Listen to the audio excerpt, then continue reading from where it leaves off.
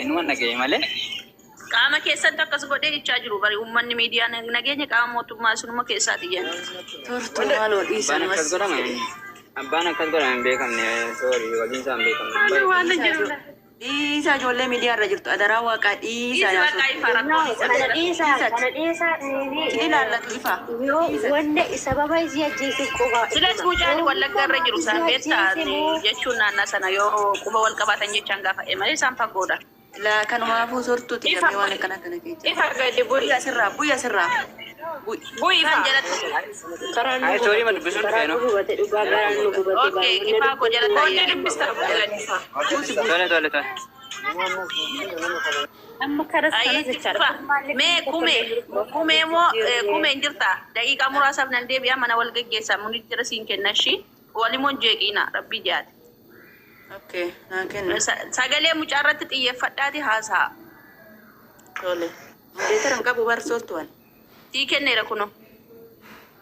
Okay. Okay, deem. Dubbadhu. Yaa. Dhugaa rabbii dubbachuuf miciyyoon tuni gartee ilma Oromooti akkuma kaleessa heebaniif sagalee tahanii miciyyoo Amaaraa saniif sagalee tahanii maatiin isiilleen sababa isii gargaaramtee magaalaa Finfinnee galtee gargaaramtee wanni taate kanatti miciyyoo tanaafillee sablammoonni sila Oromoon hin jaalatamu beekta. Amma Amaarri namni waa'ee miyyoo tanaa tokko lama ka dubbachaa jiru hin jiru. Garuu kaleessa gaafa micattiin Amaaraa san tuute Oromoon kumaatama waliin gabbaate. Kumbaadhaa miti maqaan dubbachaa jiru waa'ee kana keessa ba'a. Waa'ee saba biraa haasa'uu doonte waa'ee micayyoo haasa'a. Waa'ee manaati sin haasa'a yanaan warri rakkina manaan qabu. Ittiin si dhufa dhaggeeffadhu kanuma tahee ilmoon dhiinni uummata Oromoo kun yeroo hedduu duuti Oromoo tun wayitti lakkaa'amtu jechaadha. Garuu wanni kanaatun gaarii miti. Oromoon biyya san keessatti biyya qaba. Akkuma nama kamiyyuu nama ni jiraata. Eenyuufuu sagalee walqixa tahamuu qaba. Hayni miiciyyoo tanaa baafamuu qaba. Hayqa miiciyyoo tanaa abbaan ajjeese seeraaf dhiyaatu qaba. Ilmoo daa'ima tana namni gocha kana irra raawwate. Hayni ilmoo tanaa bahuu qaba. Namtichi miiciyyoo tana ajjeese murtee nagayaa arkatee innilleen akka isii kanaatti yoo kan ajjeefamu gochi inni miiciyyoo tanarra raawwate irra raawwatamee waagaa isaa arkachuu qabaan ja'a. Wallahi rabbiin kaaleeni waan biyya teenya keessa deemaa jiraatan rabbiin takkaa qiyaamaa kanaan agarree ummata Itoophiyaa ganaa dachiin garaan galu ta'e sina fakkaatti maaliif jennaan qiyaamaan biyyuma san keessa waan hundaa addunyaa kanarra hin jirrellee biyyuma san keessaa dhageenya ummata biyya saniitiif rabbiin wanni haa godhu sammuu rabbitti yaadee bisu namni sammuu dhabee jira waanuma garagaraatiif hojjetame waanuma badduu waanuma fofokkottuu biyya san keessaa dhageessa jara keenya nuti baanee biyya namaa tana keessa jirra yoo mamaatii keetirra dawwalte waan gaariin dhageessu.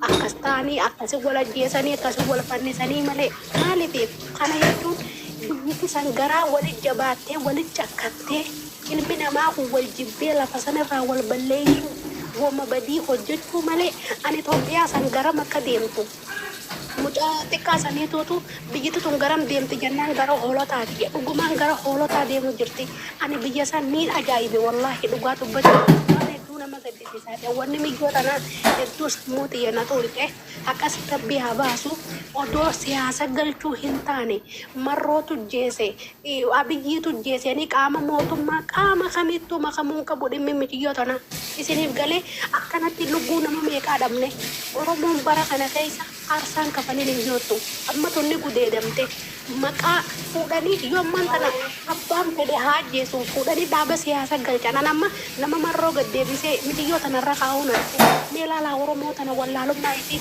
nama abiyyi gaddeebisee miyyoo tanarra kaa'uun arge dhimma siyaasaatiin walitti hin fidina micattii daa'ima ilmoo daa'ima dhimma siyaasaatiin walitti hin fidina abbaan yakka kana hojjete seera dhalaahuu qaba jara keenya waan akka malee miira keessa nama galchuu mee dubbadha.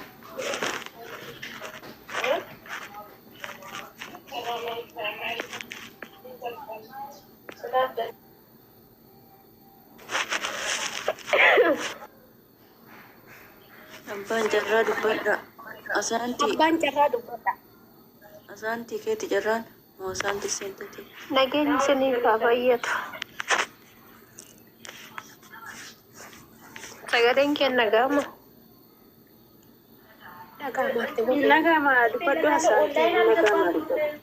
ደግሞ ከፊት ለፊት አያመጣልኝም። አንቺ ውስጥ ገብቼ ምናምን ካልሆነ እንትኑ የጻፍኩለትን ከፊት ለፊት አያመጣልኝም። Namni biraa kan dubbanne dubbadhaa. Mee dabaree waliif laadhaa dubbadhaa.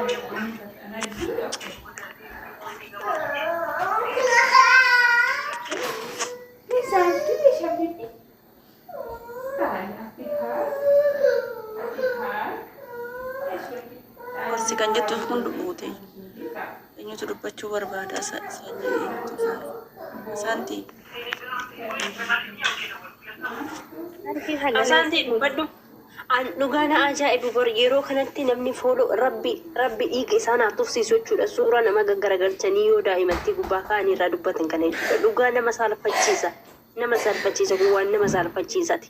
Dhiinni afaanii funyaaniin isin haa deebu jechuudha. Micayyoodhaaf dubbatta moo ajandaa suqachuuf moo dhugaa micayyoo dhoksuudhaaf jedhee bar. Dhugaan ilmaan Oromoo dhugatti bar.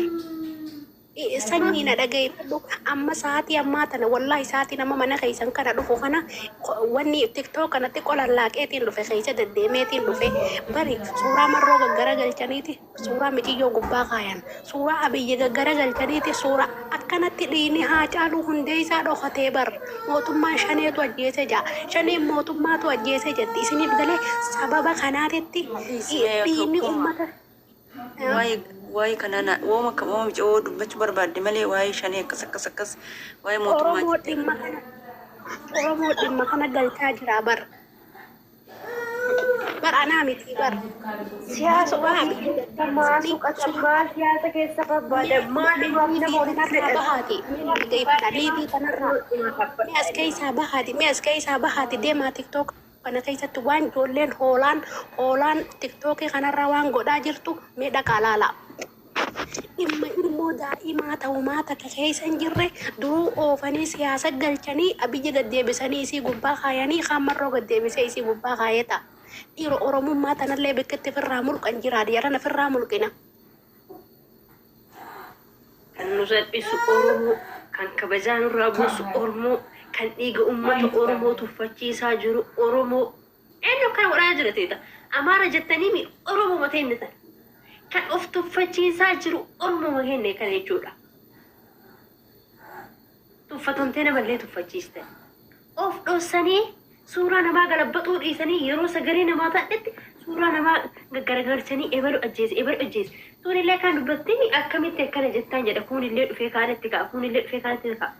Dhugaa miyyoo micayyoo barbaadne abbaan barbaade ka ajjeese maa hin taane obboleessa kiyya sammaa hin taane funyaan qabanii akka dhugaa baasan barbaadne jechuudha.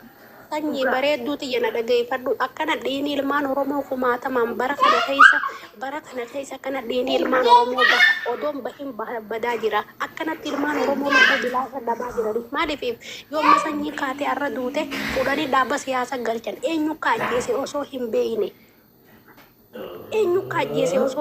Kana yoo nanarraan tana du'e akkaan fedhatti haaduu fuudhanii siyaasa galchan. Lubbuun ilmaan namaa akkas qisaasa tahaa jirti biyya teenya keessatti qisaasa.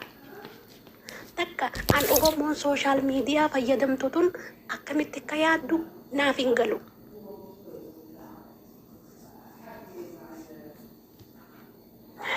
Nama ajaa'ibu dhugaa. Dubbadhaame an dhugaa wannuma Oromoo ta'e tana laalee ollaalee gallaalee na ajaa'ibu. Samoona darbee intala salaaleeti intalli suni nan beeka maatii ishiitu ishuu qaamanuyyuu nan beeka. Gaafa ishii simatee harkaa fuudhee waan jiru manatti ajjeesee torbee lama dirasii guute. Jechuun bakka nama reeffi ishii kan mul'ate kun intala salaaleetti ture. Maatiin ishii hin argamneemi? Maatii ishii argaman malee argatanii awwaallatanii. Akkuma argatan akkasanitti. Mana jireenyaa tun gabdii hin balleekku. In kukkute moo manuma keessatti itti qollofee deeme qoy? Ajjeesaan ajjeesaa badaadhaatti gun. Mana jireenyaa tun gabdii. Yesuus. Begeetaa Yesuus. በኢየሱስ እውነትም በኢየሱስ ኩኒ ማማዶ ታክቲን ጀነጀሪና ከናራት ኡመታ ዱቄታ ኢላ አመና ሙላን ነመ ተከቲ ሲናሰው ዱጋ ረቢ ሶሻል ሚዲያ ወረ ዱበርቶታ ቱዩ በቃ ፊት ለፊት ተስትራናሳ ከሰን ትናሰው ላኑ መንፈሲ ወይ ከበኒ ወይ ቱቀኒት በለ ሚጨዮን ቱኑጋ ከነ ሁንደ ብየ ነማቴሴ አከሚት ሶማቴ ሺቲቲ ሂኒምን አከሚት ሙጫ ከነብረት ገል ታይብ ሙጃላ ለዋጀረል ወባይ ጉዳ ገልጤ አካራ ሁለቴ አከበሩን ኪቲ በከነ ከን ገልገል አከስ ጎዴ በጌታ በኢየሱስ ሜ ማለት በለሲ ደዳፋቱ ሚ intalli waan si dhugu keessaan magaalatti beeka qofa beektaa gaafa nargu nan yaadadha ijoolleen kaleessa gaafa natti himan intalli mana fiichedha mana jireenyaa mataa ishii qabdi duraan kan ijaarratteeyyuu. እሺ Kallattii ergasii booda gaafa hin baru bakka jechuun sinis xiqqoo dogongora qabdan garuu isinitti hafa. no laali tokko balleechuun nuwwatu nutti qabama duuba. dhaggeeffadhu asirroona suuraan ishee gadi hin baane hagamma dhaggeeffadhaa wanni baruu qabdanii nama hunda waliin madaalchisina namni hundi wal madaalchistan taanaan immoo namumti kamuyyuu dhugaa bakka kaayyoo isaan ga'u ilaa mucayyoon tun dogongorteef hundi keenya akkasitti madaalama mucayyoo tana yimkin jaalala tokkos gochuu danda'a inni garuu an akkana godhe suni rabbiin akka deemitti firee isaan kennin akkuma mucootan akka hin qaale waaqayyoon isaa haqa hin qaalu inshaallah harka isaati Garuu maali kasiiti laali wanti isin hubachuu qabdani nuti siira beektaa ilmoo hiyyeessatirraa dhalannee beta baadiyyaa sin jiraannaa magaala sin jiraannaa dubartiirraa dhalannee obbolaa sin qabna. Innaa yoo ta'uu baatillee yoo ta'uu baati yoo sii ta'uu baati inni istayin kotta bakka maal si dhibe. jalqabumaa dubartiin yoom biyya keessaa dhabamtee onlaayinii irra dhufu xiqqimi isaaniitiif malee. Har'a laayiviidha sin bira ba'anii. Zaabeerin kan laayivii irra dhufee siif hin du'anaan jedhu kuni biyyatti hin jirtu dubartiin babbareedduun maal fa fakkaatutu jiru. dhaggeeffadhaa joo si wanni baruu qabdanii si jamar namni sooshaal miidiyaa irratti si argee si du'e si gaggabe si caccabe jedhu wallaahi yoo caama qabatte caama baafadhu kottee tiyyada baase dhikaadhu dhiiras maan taane dubartii dhugaa rabbi namni lubbuu tiyya siin jedhe lubbuu kee fudhachuu dhufe waan ta'eef dabalata dhugaa rabbi Innaatii keessatti nu dhaggeeffatu laala immoo wanti basitti dhiirri laayivii anis naseena garuu dhiirumaa sammuun kee amma yaaduu fi amma ati dubartii tokko wajjin hin dhalattee sammuun kee amma yaaduu fi garaagarummaa qaba beekta waan hubachuu dandeessu. Xiinxaltee namni gaarii siif yaadu jira namni ofii isaatii hubamee siif immoo akka gaariitti si yaadu jira beekte. Gani jechuudha wanti isin hubachuu qabdu amma boolee geessee shaantaa sirraa fuudhanii orofatti si gatan qofa bichaatti. Sanalachitti yoo nama taate garuu hojjettee taatee nagaan biyya kee keessa jiraattee akka namaatitti hojjetattee jiraachuu sii wayyi. Nuti of tolchuudhaaf osoo hin taane barannee irras janaan ture sii iddoo baay'eessu bakka waan irraa fayyuu dandeessu tokko kallattii sammuu baratteen akkasitti yaaduu dandeessa. Innaa garuu gaafa ijoollee keenya irratti akkas ta'u si Dhuma seexana ammalee ishiin jeemee qophii akka wajjin haasofte ji'a ja'a wajjin haasaan jecha dhabe. Ji'a ja'a kaffatu ol baranitti ishiin kaasii kaatee isa bira deemte jechaadha. Ammoo fe'ee dubcaa kana jaalattee ammoo fe'ee doonaa Almi anifati namni beeknu almi gaafis irraa qabaanuyyuu namni anifati beeknu ji'a sadii moo ji'a lama wajjin haasa'eeti boodarra bututu ishii guurrattee an itti galte. Tana kanaafatu jira bara sabboona. Namallee fakkaattu. ji'a sadii miti ji'a lama. Dhugaa rabbi nama sanaanis atis hin beekta. beekne. Ila uffata baadiyyaadha ittiin baateeyyuu arrabsuu barbaade biti dhiifama naa godha warra zalartan obboleeyyan tiyya kun keessanillee. Uffata ittiin biyyaa baateeyyuu osoo ofirraa hin jijjiirratin isaaf jecha ji'a lama ji'a sadii keessatti isa bartee biyyatti galte. Galtee oo kallattiidhaan eenyutti galte sumatti galte. Namni sun garuu erga gaafa ishiin galtee isa bira geessee kana saamintii lama wajjin achi qabatee jechoonni afaan isaa keessa bahaa ture anaa fi ana bichaatu beeka. Mistirii namaa baasuun garuu barbaachisaa waan hin taaneef hin dubbadhu. Dhugaa rabbi tan akkanaati ilaal dubartoonni akkanaafaatu jirra. Saamintii lama saamintii sadii waan uumatiin haasa'ee. Nanarra sinaa dhusan dhugaa na hin lolle. Bakki. Dura maatii kee bira dhaqee naan bee naan lolan. Yoo akka waan nuyi nama sana barbaanne nu godhan malee almi. Atiin beekta dibaanni bati nama sana osoo namni tokkoon keessa asirratti hin beekinan beekaa. Sababa kiyyaan ittiin ijoollee kanaan nu wal beeku. Wayyee. Ijoo namni sun raawwatee dhangalanii. Inna wala rabsaa turanii. Teji. Walitti deebiin fakkaatu sun garuu amma dura jiranii maaliif akka kiraa naga beeru gabaa narraa amma deemtutti indee isoo deessitaa yaati dhaggeeffadhaa galu dhaggeeffadhaa boontu waan naan jedhe naa dabalee amma narraa deemtutti naan jedhe kiristoos kinoo ija keessa duraa naa fuudhoo barbaade nama sannan waan maaliif akkana godha inni nama ta'e tooyi maalan beeka kaa boontu koo kana kan nama ta'uu isaatiif nama ta'uu dhiisuu isaa maalitti beekna malkii isaa beekna malee keessa isaa rabbii tokko maali obboleettiin qabu haadhaan qabu akkanumatti bara kun bara kana obboleettiin isaa iddoo maal jirti biyya hambaa bakka nu jedhu kana jirti akkamitti nama gaarii akkamitti akkana ta'a sirrii miti almiyye sirrii obboleettiin isaa jirti nutti natti meera amma isa bireetti nashii wallolanii addaan deemanii walitti deebi'an. Laali tiji amma ishiin gallatti. Maatii ishii biraan deemne ishiin inni maasitti ergadhe hin jenne hundumaa. Isoba abadan.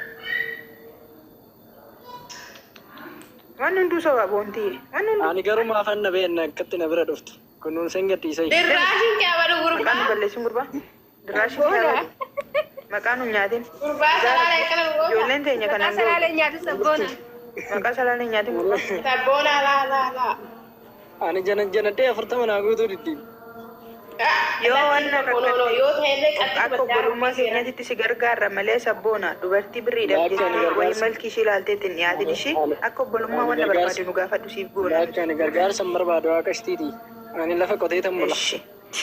Goobas rabbi namallee gargaarsa namaa si sabboona akkasitti maal dubartii wannoo jechuun barbaachisu haraam gifi. Yaadan taani garuu sammuutu. Jechuun sin beekame. Hadaraa obboleeyyan. Waa'ee mucayyoo kanaa irratti Yoo namaan godhu. ijoollee xixiqqoo qabdanii. Nama miidhuun bu'aan qabu. Ijoollee xixiqqoo sana immoo maatii keessan gorfattanii ijoollee kana eegumsi akka godhamuuf dirqama barbaachisa. Ijoollee baay'eetu miidhamaa jira. Kan hin beekamne miidhuu irra hin baane baay'ee tura. Itoophiyaatti moo Sirriitti dhugaa.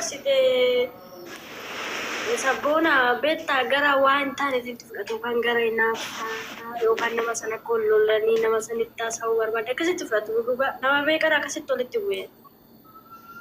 No, ani gaaddu ati akkana namaan jetta edaa ati akkana gochi kee akka daa'imaati nama guddoosisee taazaba taati namaan jetta. Boontu si wayi warra Oromoo qabattee seefii godhatte. Okay.